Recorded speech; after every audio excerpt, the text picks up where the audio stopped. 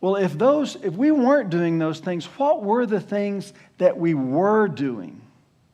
Because we were very purposeful about our parenting in many ways. I'll never forget, we were 23 years old, and we had a 1-year-old and another baby on the way, and we went to a church, and we were convinced of this, that we needed help. We wanted to break some patterns that we brought into marriage from our own families and create some new patterns, but we knew we needed help. And by no choosing of our own, we found ourselves in a church where most of our friends with kids were 10 to 15 years older than us. So our kids were small in our 20s. We had young children, but most of our friends had kids who were middle schoolers and high schoolers. So we made it a point to pay attention to the mentors that were around us. And we learned a great deal. Julie took every class, was in every women's Bible study. We went to every workshop seminar that we could find. We read every book that was recommended. I'll never forget, one of the most life-changing things for me as a dad was I was in a men's group that was specifically for dads with small children. Dads with small children. And out of that group, there were some things that I learned, and in combination with some things Julie was learning, we did do just a few things with great purpose. And I think once you hear these, I'm about to share them with you, you'll go, that's how their kids describe those things as parenting touchdowns. Although we never said we need to do those things that they described. I don't ever remember having conversation. In our mind, we didn't learn how to resolve conflict till 5 or 6, 7 years ago. But apparently, they were paying close attention to that sort of thing.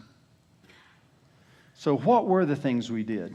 Well, staying with the football metaphor, let me describe first the fundamentals, or what we would call the blocking and tackling of parenting that we did talk about and we were very purposeful in doing.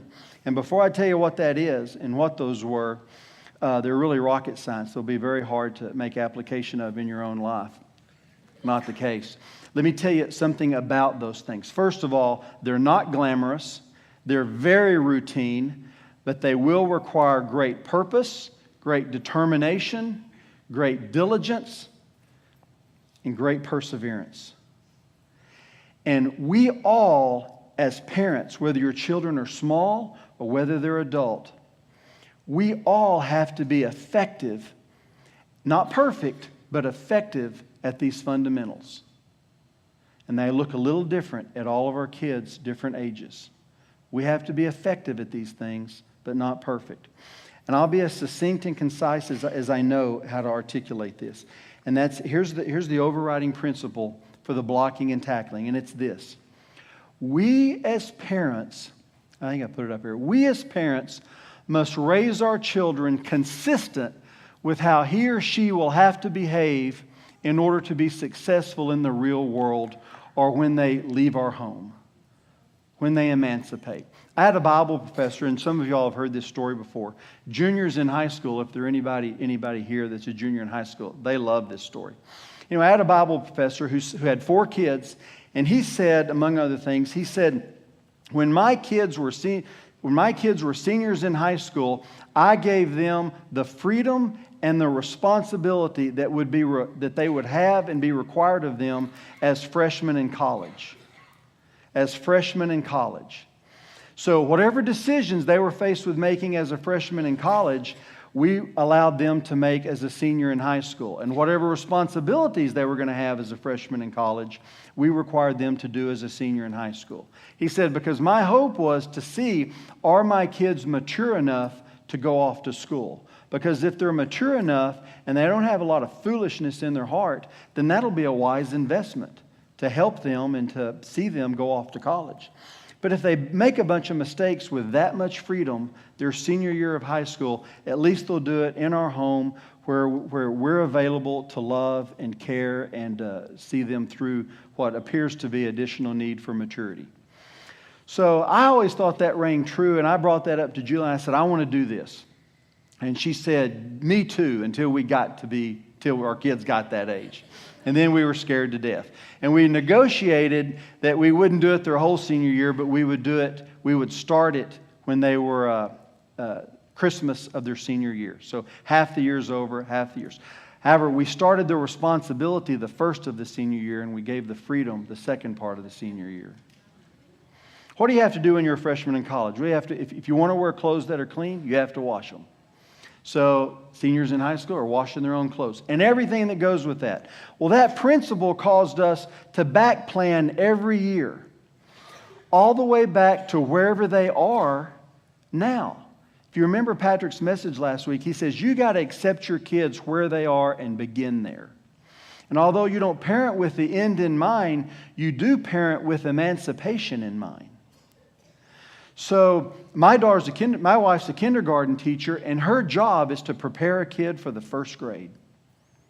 Well, our job is to prepare a kid for emancipation. And here are the things that you have to grind out, not perfectly, but effectively, in order to do that. Here are 6 concepts that I think are grinding out the fundamentals. The first one is, and these are rocket science, if you are rude to the suppliers, don't expect new supplies. If you're rude to the suppliers, don't expect new supplies. That has to do with attitudes. Now, I don't know, there may be places you can work and landlords you can have and settings you can live in where you can get away with being rude to people, but there ain't many. So the sooner our kids learn that, the better off, the greater service we will have provided them. Number 2, if you don't do your part in the family, then you don't get family privileges. If you don't do your part in the family, you don't get family privileges. Here's one of my favorites. Mess it up, clean it up. If you mess it up, you clean it up. When they're small, if you spill something, you clean it up. If you're really small, I'll help you clean it up.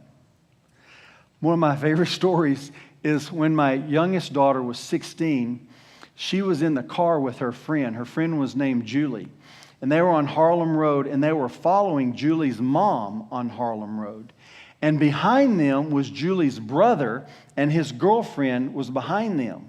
And they came to the stop sign on Harlem Road, and Julie's brother, who's with my daughter in my daughter's car, in the middle of this 3-car caravan, Julie's brother, who's in the back, in the car in the back, is flirting with his girlfriend. He runs in to my daughter and pushes her into his mother.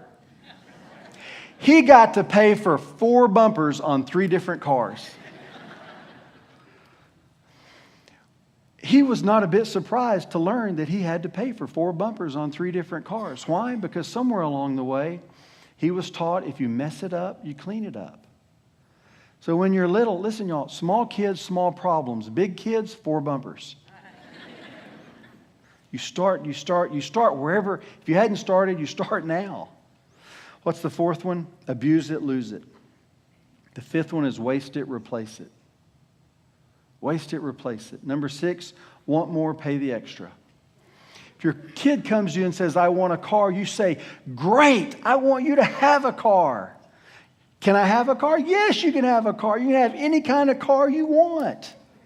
I'm so excited to hear how you're going to pay for that Jag. It's going to be, pay for it. Oh, you didn't ask me. Well, I buy you the car. No, I'm your parent. I help you do things. I don't do things for you, especially at your age. You can have anything you want. In the real world, after you leave here, you'll find out, especially in America, you can almost have anything you want. All you have to do is earn the money to pay for it. Anything you want. What do you want? I'll help you get what you want, but I won't get it for you. Our job as parents is like one of my friends said, is to allow our kids to stand on our shoulders and go higher and farther than they could without us. But our job is not to get them there all the way. Our job is to support them and help them. Help them. So you want more? Pay the extra. Our budget allows me to buy you $70 tennis shoes. And you want $150 tennis shoes. Well, you can have $150 tennis shoes. You're about $80 short. And I'll pay you $5 to mow my yard. That'll mean you're $75 short.